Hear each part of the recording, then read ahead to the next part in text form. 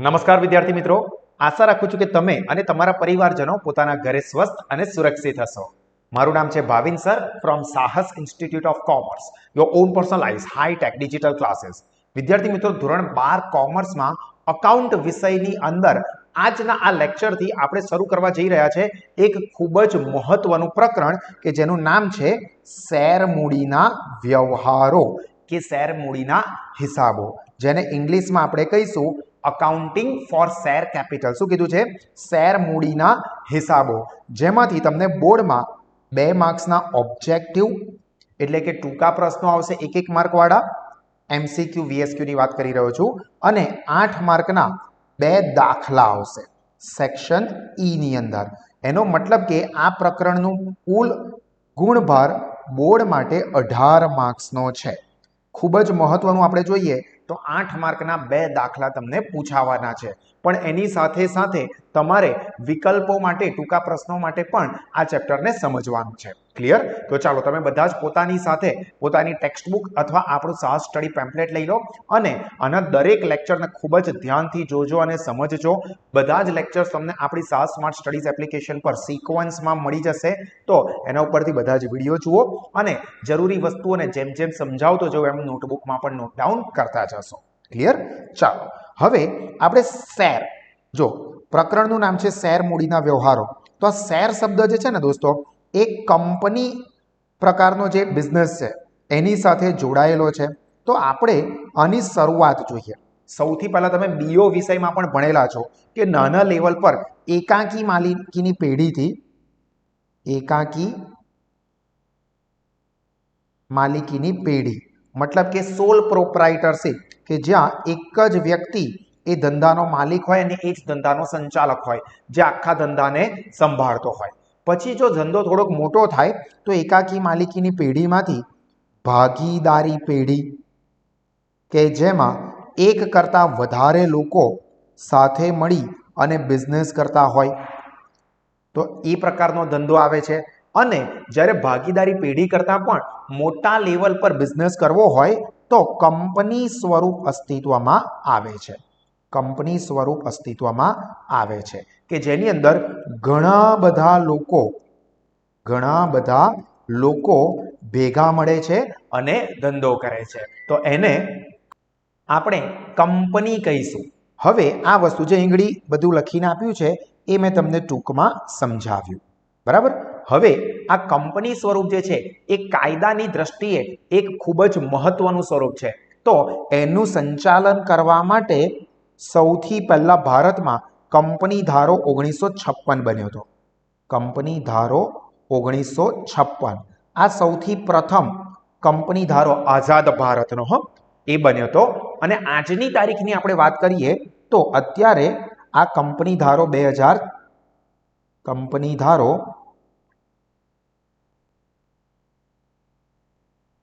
2013 આ પ્રવર્તમાન છે, જેની અંડરમાં આ બધી જ કંપનીઓનું રેગ્યુલેશન કે મેનેજમેન્ટ થાય છે. જો 1956માં કંપની ધારો સૌપ્રથમ બન્યો હતો, અને અત્યારની આપણે વાત કરીએ હાલમાં ભારત સરકાર દ્વારા આ જરૂરી ફેરફારો કરી અને કંપની ધારો 2013 એટલે કે કંપનીઝ એક્ટ 2013 એ અમલમાં મૂકવામાં આવેલો છે. આ બધું જસ્ટ તમારી જાણકારી માટે છે કે કેવી રીતે કંપની સ્વરૂપ અસ્તિત્વમાં આવે છે અને અત્યારે કંપનીનું જે સંચાલન છે એ ભારતના કયા કાયદા હેઠળમાં થાય છે? કંપની ધારા 2013ની અંડરમાં. ક્લિયર?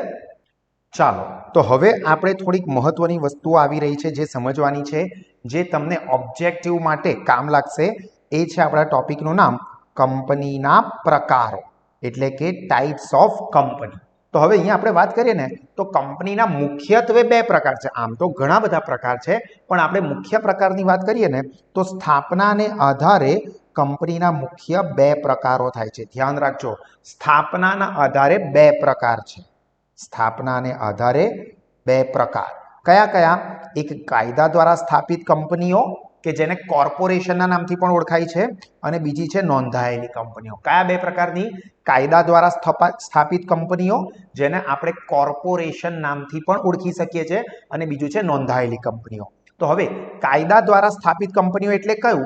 તો એવી કંપનીઓ કે જે કેન્દ્ર સરકાર અથવા રાજ્ય સરકાર દ્વારા પસાર કરાયેલા ખાસ કાયદા હેઠળ રજૂ થઈ છે અથવા સ્થપાઈ છે. જો કેન્દ્ર અથવા રાજ્ય સરકાર દ્વારા પસાર કરાયેલા ખાસ કાયદા હેઠળ નોંધાયેલ કે સ્થપાયેલ કંપની કે કોર્પોરેશન, મતલબ કે જે પણ કેન્દ્ર સરકાર અથવા રાજ્ય સરકાર દ્વારા પસાર થયેલા ખાસ કાયદાની હેઠળ જે કંપનીની સ્થાપના થઈ છે એને કંપની દ્વારા સ્થાપિત કાયદા દ્વારા સ્થાપિત અથવા કાયદા દ્વારા સ્થાપિત કંપની અથવા કોર્પોરેશન કહીશું. ફરીથી સમજો શું કીધું છે કે જે પણ કંપનીઓ, આ બહુ જ મહત્વનું છે, કેન્દ્ર સરકાર અથવા રાજ્ય સરકાર દ્વારા પસાર કરાયેલા ખાસ કાયદા હેઠળ નોંધાયેલ છે કે સ્થપાયેલી છે તેવી કંપનીઓને કાયદા દ્વારા સ્થાપિત કંપની અથવા કોર્પોરેશન કહીશું. હજુ એક વખત તમે પણ મારી સાથે બોલજો.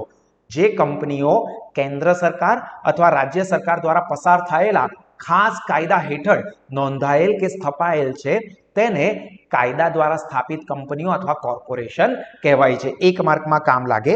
એના ઉદાહરણ પણ પૂછી શકે છે. તો એક ભારતીય જીવન વીમા નિગમ, આ જે છે ભારતીય જીવન વીમા નિગમ એ કેન્દ્ર સરકાર દ્વારા પસાર થયેલા ખાસ કાયદા હેઠળ સ્થપાયેલી કંપની છે. એવી જ રીતે the new India assurance company limited, તો એ પણ કેન્દ્ર સરકાર દ્વારા પસાર થયેલા ખાસ કાયદા હેઠળ બનેલી છે. જ્યારે ગુજરાત રાજ્ય નાણાકીય નિગમ અથવા ગુજરાત રાજ્ય નાગરિક પુરવઠા નિગમ લિમિટેડ, જો ગુજરાત રાજ્ય નામ જ આવી ગયું ત્યાંથી જ ખબર પડી જાય છે કે આ રાજ્ય સરકાર દ્વારા પસાર કરાયેલા ખાસ કાયદા હેઠળ સ્થપાયેલી છે. તો તમને એવી રીતે પૂછાય છે કે કેન્દ્ર સરકાર દ્વારા સ્થાપિત અથવા કેન્દ્ર સરકાર દ્વારા પસાર કરાયેલા ખાસ કાયદા હેઠળ સ્થાપિત કંપનીનું નામ, તો એક ભારતીય જીવન વીમા નિગમ અથવા the new India assurance company, અને રાજ્ય સરકાર દ્વારા પસાર થયેલા ખાસ કાયદા હેઠળ સ્થાપિત કંપની તો એક ગુજરાત રાજ્ય નાણાં નિગમ અથવા ગુજરાત રાજ્ય નાગરિક પુરવઠા નિગમ લિમિટેડ. ક્લિયર? ફરીથી એક વખત હજુ કે કેન્દ્ર દ્વારા સ્થાપિત કંપની અથવા કાયદા દ્વારા સ્થાપિત કંપની અથવા કોર્પોરેશન કોને કહીશું? તો જે કંપની કેન્દ્ર સરકાર અથવા રાજ્ય સરકાર દ્વારા પસાર થયેલા ખાસ કાયદા હેઠળ સ્થપાયેલી કે નોંધાયેલી છે તેને કાયદા દ્વારા સ્થાપિત કંપની કે કોર્પોરેશન કહીશું. અને હવે નોંધાયેલ કંપની એટલે એવી કંપનીઓ કે જે કેન્દ્ર કે રાજ્ય સરકારમાં ખાસ કાયદા હેઠળ નથી, જે કંપની કંપની ધારા હેઠળ સ્થપાયેલી છે એ કંપનીઓ. જો કંપની ધારા અનુસાર સ્થપાયેલ કે નોંધાયેલ કંપનીઓને નોંધાયેલ કંપની તરીકે ઓળખવામાં આવે છે. મેઇન વર્ડ્સ કયા યાદ રાખવાના છે? કંપની ધારા અનુસાર સ્થપાયેલ કે નોંધાયેલ. હવે કંપની ધારો 1956 નો પણ હોય કે 2013 નો પણ હોય કે એ સિવાયનો કોઈ પણ કંપની ધારો જે ભારતમાં અસ્તિત્વમાં રહ્યો હોય એની અંડરમાં એની નીચે સ્થપાયેલ કંપનીને નોંધાયેલ કંપની કહેવાશે. તો શું કરીશું કે જે કંપની કાયદા કંપની ધારા હેઠળ નોંધાયેલ કે સ્થપાયેલ છે તેને નોંધાયેલ કંપની કહીશું. હવે આપણે નોંધાયેલ કંપનીની વાત કરીએ ને તો એની અંદર પાછા બે પ્રકાર પડે છે જે ખૂબ જ મહત્વના છે. જો શું કીધું છે અહીંયા કે કંપની ધારા 2013 મુજબ નોંધાયેલ કંપનીના મુખ્ય બે પ્રકારો છે. કયા કયા બે પ્રકાર છે? તો એક છે ખાનગી કંપની અને એક છે જાહેર કંપની. શું કીધું કે કંપની ધારા 2013 મુજબ નોંધાયેલ કંપનીઓના મુખ્ય બે પ્રકાર પડે છે, એક ખાનગી કંપની અને બીજી છે જાહેર કંપની. તો આપણે સૌથી પહેલા વાત કરીશું ખાનગી કંપની. ખાનગી કંપની કે જેને પ્રાઇવેટ કંપની તરીકે પણ ઓળખવામાં આવે છે. તો શું કીધું છે? કંપની કે જે તે પોતાના નિયમન પત્ર એટલે કે આર્ટિકલ ઓફ એસોસિએશન, શોર્ટમાં એને AOA, આર્ટિકલ ઓફ એસોસિએશન એટલે નિયમન પત્ર. ઘણા બધા વર્ષો પહેલા, હજારો વર્ષો પહેલા BO વિષયની અંદર તમને આવેલું છે નિયમન પત્ર, આવેદન પત્ર અને નિયમન પત્ર યાદ છે? કંપનીના આંતરિક સંચાલનના નીતિ નિયમો દર્શાવતું જે રૂલ્સ રેગ્યુલેશન દર્શાવતું જે પત્રક છે એને આપણે નિયમન પત્ર કહીએ છીએ. તો જે પણ કંપની પોતાના નિયમન પત્ર દ્વારા કઈ વસ્તુઓમાં રિસ્ટ્રિક્શન એટલે કે અંકુશ મૂકે છે? તો પહેલું, શેર ફેરબદલ કરવાના અધિકાર પર નિયંત્રણ મૂકે છે. એટલે કોઈ પણ વ્યક્તિ પોતાના શેર અન્ય કોઈ વ્યક્તિને ફેરબદલ ના કરી શકે તો એ ખાનગી કંપની થશે. મતલબ જે કંપનીનો શેર ધારક પોતે ખરીદેલા શેર અન્ય વ્યક્તિને ફેરબદલ ના કરી શકે. બીજું, સભ્યોની સંખ્યા 200 થી વધુ નહીં. मतलब 200 કરતા વધારે જો સભ્યો હોય તો એને ખાનગી કંપની ન કહેવાય. ખાનગી કંપની માટે શું જરૂરી છે? સભ્ય સંખ્યા 200 કે તેનાથી ઓછી હોય. તેના શેર કે ડિબેન્ચર ખરીદવા માટે જાહેર જનતાને આમંત્રણ ન આપી શકાય. શેર કે ડિબેન્ચર ખરીદવા જાહેર જનતાને આમંત્રણ આપવા પર પ્રતિબંધ હોય. એટલે કે જાહેર જનતા શેર કે ડિબેન્ચર ખરીદી ના શકે. હા, જે કંપની સ્થાપના કરી રહ્યા છે એ પોતાના ઓળખીતાઓ, સંબંધીઓ, મિત્રો એમને શેર વેચી શકે કે આપી શકે, પણ જાહેર જનતા એક કંપનીના શેર કે ડિબેન્ચર ના ખરીદી શકે. અને ઓછામાં ઓછા 2 સભ્યો હોવા જોઈએ. કઈ કઈ વસ્તુ કીધી? અને હજુ એક 5મો પોઈન્ટ ધ્યાન રાખવાનો છે કે કંપનીના નામની પાછળ પ્રાઇવેટ લિમિટેડ શબ્દ લખાય છે તો એને પ્રાઇવેટ કંપની એટલે કે ખાનગી કંપની કહીશું. તો કઈ કઈ વસ્તુઓ ધ્યાન રાખવાની છે? તો સૌથી પહેલું તો શેર ફેરબદલ પર અંકુશ. શેર ફેરબદલી ના થઈ શકે. પછી 2 પોઈન્ટ એમાં ભેગા કરી દઈએ. સભ્ય સંખ્યા ઓછામાં ઓછા 2 અને વધુમાં વધુ 200. બરાબર? આ બહુ મહત્વનો પોઈન્ટ હતો, સભ્ય સંખ્યા. અને શું કીધું છે કે જાહેર જનતા શેર કે ડિબેન્ચર ન ખરીદી શકે. જાહેર જનતા શેર કે ડિબેન્ચર ના ખરીદી શકે, મતલબ કે એના ઉપર પ્રતિબંધ હોય. અને છેલ્લું, નામની પાછળ પ્રાઇવેટ લિમિટેડ શબ્દ લાગે.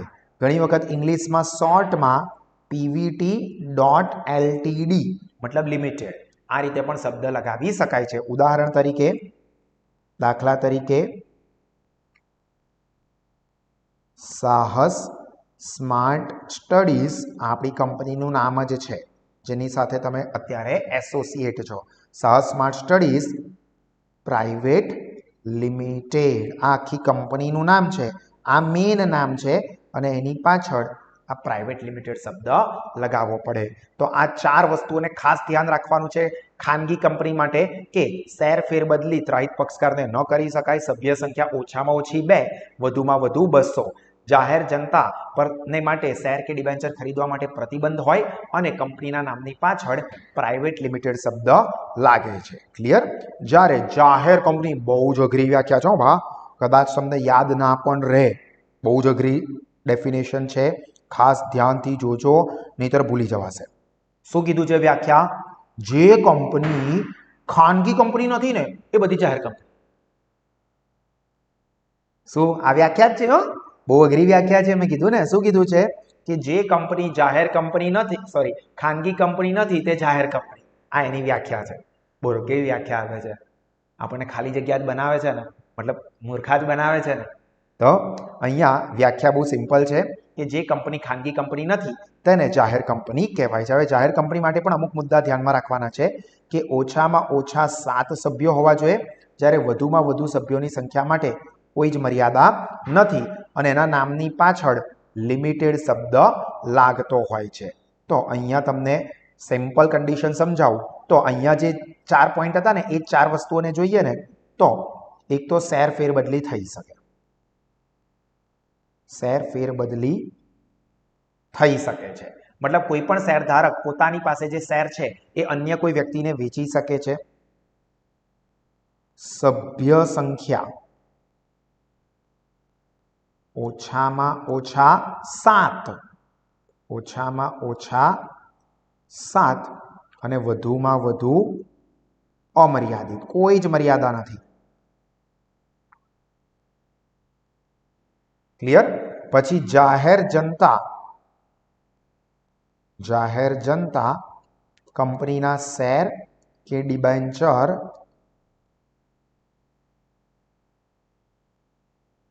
ખરીદી શકે છે.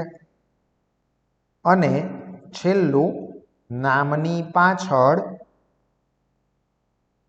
માત્ર લિમિટેડ શબ્દ લાગશે. બરાબર?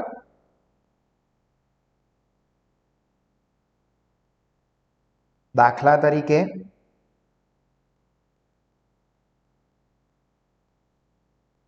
Reliance industries limited. Reliance industries limited. Clear? તો આ વસ્તુ જાહેર કંપનીઓ માટે યાદ રાખશો કે જાહેર કંપનીના શેરધારકો પોતાના શેરની ફેરબદલી કરી શકે છે. જે મહત્વનું છે એ આ છે, સભ્ય સંખ્યા ઓછામાં ઓછા 7, વધુમાં વધુ અમર્યાદિત. જાહેર જનતા આવી કંપનીના શેર કે ડિબેન્ચર ખરીદી શકે છે અને નામની પાછળ લિમિટેડ શબ્દ લાગે છે. ક્લિયર થાય છે? તો ચાલો, આ ખાનગી કંપની માટે બ્લુ કલરની પેનથી જે લખ્યું છે તે, અને રેડ કલરની પેન વાળું જાહેર કંપની માટે છે એ નોટબુકમાં લખવાનું છે. ક્લિયર? ચલો વિદ્યાર્થી મિત્રો, અહીંયા સુધી ખબર પડી ખાનગી કંપની અને જાહેર કંપની ખૂબ જ મહત્વનું છે. હવે એના પછીનો જે પોઈન્ટ છે એ પણ કંપનીના પ્રકાર જ છે, જે છે સભ્યોની જવાબદારીના આધારે. હવે આ એટલું બધું પણ મહત્વનું નથી, પણ સમજવા માટે અને ઓબ્જેક્ટિવ માટે તો કામનું છે જ. તો આને પણ તમારે ધ્યાનથી સમજવાનું છે. જે ટીક કરાવું એને ટીક માર્ક કરવાનું છે અને નોટબુકમાં લખવાનું છે. અને આ જ પ્રકરણના બધા જ વિડીયોઝ અથવા અકાઉન્ટના બધા જ ચેપ્ટરના બધા જ વિડીયોઝ અને બધા જ વિષયના બધા જ વિડીયોઝ એકદમ સરસ લેવલ પર તમને જોવા છે તો સાહસ સ્માર્ટ સ્ટડીઝ એપ્લિકેશનને અત્યારે જ ડાઉનલોડ કરી દો, જેમાં તમને બધા જ સબ્જેક્ટ્સનું એકદમ બેસ્ટમાં બેસ્ટ શિક્ષણ આપવામાં આવે છે કે જેનાથી તમારો પાયો પણ મજબૂત બને અને સારું રિઝલ્ટ મેળવી શકો અને કોમર્સ ક્ષેત્રમાં આગળ સારી કારકિર્દી પણ બનાવી શકો. જો શું કીધું છે, સભ્યોની જવાબદારીને આધારે કેટલા પ્રકાર છે? 3 પ્રકાર છે. યાદ રાખજો, જવાબદારીના આધારે 3 પ્રકાર છે, જ્યારે નોંધણીની દ્રષ્ટિએ 2 પ્રકાર હતા. ક્લિયર? તો હવે કયા કયા 3 પ્રકાર છે સભ્યોની જવાબદારીની દ્રષ્ટિએ? તો પહેલો છે શેરથી મર્યાદિત જવાબદારી. શું કીધું છે? શેરથી મર્યાદિત જવાબદારી વાળી કંપની, મતલબ કંપની લિમિટેડ બાય શેર્સ. હવે આમાં શું હોય કે કંપનીના જે પણ શેર ધારકો છે એમણે જેટલી રકમના શેર ખરીદ્યા છે, ફરીથી કહું છું, શેર ધારકે જેટલી રકમના શેર ખરીદ્યા હોય તે રકમ પૂરતી જ એમની જવાબદારી મર્યાદિત રહેશે. શું કીધું છે? જુઓ ધ્યાનથી.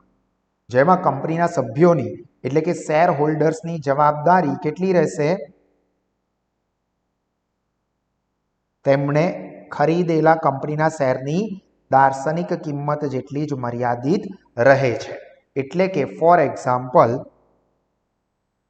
સાહસ ઇન્ડસ્ટ્રીઝ લિમિટેડ છે, એના 10,000 રૂપિયાના શેર, 10,000 રૂપિયાના દાર્શનિક કિંમતના શેર ફોર એક્ઝામ્પલ બાબુ ભૈયા ખરીદે છે. તો આ બાબુ ભૈયાની જવાબદારી કેટલી? એમણે જે રકમના શેર ખરીદ્યા છે ને, એટલે કે 10,000 રૂપિયાને, એના પૂરતી જ મર્યાદિત રહેશે. મતલબ આવી કંપનીના સભ્યોની જવાબદારી તેમણે ખરીદેલા શેરની દાર્શનિક કિંમત પૂરતી જ મર્યાદિત રહે છે અને એના માટે જ એને મર્યાદિત અથવા શેરથી મર્યાદિત કંપની કહે છે.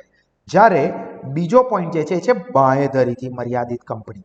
હવે હા, એ યાદ રાખજો કે મોટાભાગની કંપનીઓ છે ને ભારતમાં, એ આ શેરથી મર્યાદિત કંપની છે. રિલાયન્સ ઇન્ડસ્ટ્રીઝ હોય કે અદાણી લિમિટેડ હોય, કોઈ પણ મેજોરિટી બધી કંપનીઓ શેરથી મર્યાદિત જ હોય છે, જે સારું છે. જ્યારે બીજું છે બાંહેધરીથી મર્યાદિત. બાંહેધરી એટલે કે કંપની લિમિટેડ બાય ગેરંટી. બાંહેધરીનો મતલબ થાય ગેરંટી આપવી. જેમાં શું હોય કે સભ્યોની જવાબદારી કેવી રહેશે? સભ્યોએ આપેલી બાંહેધરી સભ્યો માટે મર્યાદિત રહે છે. સામાન્ય રીતે બાંહેધરીથી મર્યાદિત કંપની નફાના હેતુ માટે નહીં, પરંતુ કળા, વિજ્ઞાન, સામાજિક કલ્યાણ, રમતગમત, સાંસ્કૃતિક જેવી વિધિઓ કે પ્રવૃત્તિઓ કે ઉન્નતિ કે ફેલાવવા માટે કરવામાં આવે છે. ઉદાહરણ તમારે યાદ રાખવાનું છે. Board of control for cricket in India, BCCI, એ આ બાંહેધરીથી મર્યાદિત જવાબદારી કંપનીનું ઉદાહરણ છે. તમને એવું પૂછી શકે કે બાંહેધરીથી મર્યાદિત કંપનીનું એક ઉદાહરણ આપો, તો BCCI, હવે ખાલી શોર્ટ ફોર્મ બી નહીં લખવાનું, board of control for cricket in India. હવે આમાં શું છે કોન્સેપ્ટને પણ જરા સમજી લો. હવે આ BCCIના બાબુ ભૈયાએ 10,000 રૂપિયાના શેર ખરીદ્યા છે. શેર 10,000ના ખરીદ્યા છે, પણ એમણે બાંહેધરી આપી 15,000 રૂપિયાની. મતલબ કે બાબુ ભૈયા 10,000 રૂપિયાના શેર ખરીદે છે, પણ એવું કહે છે કે ભાઈ હું 15,000 રૂપિયાની ગેરંટી લઉં છું. તો જો કંપની ફડચામાં જાય કે કંપનીનું વિસર્જન થાય, તો પછી આવી કંપનીના સભ્યોની જવાબદારી એમણે જેટલી રકમની બાંહેધરી આપી હોય, બાંહેધરી એટલે કે ગેરંટી, એટલી રકમ પૂરતી મર્યાદિત રહેશે. જેનું ઉદાહરણ કયું આવ્યું? BCCI board of control for cricket in India. અને ત્રીજું જે છેલ્લું છે અને ભારતમાં ખાસ એ પ્રિવેલન્ટ છે પણ નહીં, એ છે જવાબદારીથી અમર્યાદિત કંપની, અનલિમિટેડ લાયાબિલિટી. અમર્યાદિત જવાબદારી એટલે અનલિમિટેડ લાયાબિલિટી, જે એકાકી માલિકીની પેઢી કે ભાગીદારી પેઢીમાં હોય છે, પણ કંપનીમાં આવા પ્રકારની કંપનીઓ ભારતમાં પરવાનગી આપતી નથી. જો આ પ્રકારની કંપનીઓના સભ્યોની જવાબદારી અમર્યાદિત રહે છે, એટલે કે જો કંપની ખોટ કરે તો તેવા દેવા ચૂકવવા માટે કંપની જો મિલકત પૂરતી ન હોય તો એ કેસમાં શું થાય, શેરધારકોએ પોતાની અંગત મિલકતો ચૂકવી વેચીને પણ આ દેવું ચૂકવવું પડે. એટલે કે ફોર એક્ઝામ્પલ વિજય માલ્યા છે એ કિંગફિશરનું કરી અને વિદેશ ભાગી જાય, કંપનીને નુકસાન ગયું, વિજય માલ્યા તો ભાગી ગયા, તો હવે એ કંપનીના જે શેરધારકો છે એ લોકોએ 9,000 કરોડ રૂપિયા પાછા આપવાના. કઈથી લઈશું? મેં બી કિંગફિશરના શેર લીધા હતા, શેર જ લીધા હતા, કિંગફિશરનું બીજું કશું નતું લીધું. તો મારે એ 9,000 કરોડ રૂપિયા ચૂકવવાના થાય. તો આવી કંપનીઓ જો સ્થાપનાની પરવાનગી આપે ને તો શું થાય, મોટા મોટા માથાઓ બધું કરી અને ભાગી જાય અને પછી આપણા જેવા સામાન્ય લોકોને તકલીફ પડી શકે. એટલે ભારતમાં આવી કંપનીઓ જોવા મળતી નથી. બલ્લે બલ્લે બચી ગયા. સારી વસ્તુ છે કે ભારતમાં આવા પ્રકારની કંપનીઓને પરવાનગી અપાતી નથી. ક્લિયર? તો અહીંયા આપણા કંપનીના મુખ્ય પ્રકારો પૂરા થયા. હા, હવે અહીંયા એક પોઈન્ટ જે છે, જો આપણે જોયું કે શેરથી મર્યાદિત કંપનીની અંદર જાહેર કંપની, ખાનગી કંપની આવે, અને ખાનગી કંપનીનો જ એક પ્રકાર છે એક વ્યક્તિની કંપની, જેને ઇંગ્લિશમાં કહેવાય છે ઓપીસી, વન પર્સન કંપની. અને કંપનીઝ એક્ટ 2013 એટલે કે કંપની ધારા 2013 થી આ પ્રકારની કંપનીઓને પરવાનગી મળેલી છે. ક્લિયર? બહુ ખાસ કામનું નથી. આ જે ટિકમાર્ક કરેલી વસ્તુઓ છે, નોટ કરેલી વસ્તુઓ છે, એને તમે વિડીયોને પોઝ કરી અને આ વસ્તુઓને વ્યવસ્થિત રીતે ટિકમાર્ક કરી શકો છો. બરાબર? અથવા આની નોટ્સ પણ તમને આપણા સાહસ સ્માર્ટ સ્ટડીઝ એપ્લિકેશન પર મળી જશે. તો એમાંથી પણ તમે આ બધી જ વસ્તુઓને વ્યવસ્થિત રીતે નોટબુકમાં લખી શકો છો. આનો ઉપયોગ માત્ર 1 માર્કના જે શોર્ટ ક્વેશ્ચન છે એની માટે જ છે, એમસીક્યુ વીએસક્યુ માટે છે. ક્લિયર થાય છે દોસ્તો? તો અહીં આપણા આ પ્રકરણનો પહેલો લેક્ચર પૂરો થાય છે. આશા રાખું છું કે તમને ખબર પડી હશે. આગળના લેક્ચરમાં ખૂબ જ મહત્વની વસ્તુઓની ચર્ચા કરવાની છે, તો બધા જ વિડીયોઝ આ ચેપ્ટરના જોજો. સાથે અકાઉન્ટના બધા વિડીયો અને બધા જ વિષયના બેસ્ટ સ્ટડી વિડીયો દરેક લેવલના વિદ્યાર્થીને ધ્યાનમાં રાખીને બનાવેલા છે, કે જેનાથી તમે ગમે ત્યારે, જ્યારે તમને ભણવાનો મૂડ હોય ત્યારે શિક્ષણ મેળવી શકો છો અને દરેક લેવલનો વિદ્યાર્થી પોતાનું ઇમ્પ્રુવમેન્ટ કરી શકે છે, રિઝલ્ટમાં પણ અને નોલેજમાં પણ. તો આનો ફાયદો જરૂરથી લો. અને કોમર્સ ક્ષેત્રના બધા જ કોર્સનું બેસ્ટ એજ્યુકેશન સાહસ ઇન્સ્ટિટ્યૂટ ઓફલાઈન મોડમાં, ઓનલાઈન લાઈવ મોડમાં અને સાહસ એપ્લિકેશન મોડ થ્રુ આપે છે. તો એનો ફાયદો જરૂરથી લો. God bless you all. જય હિન્દ.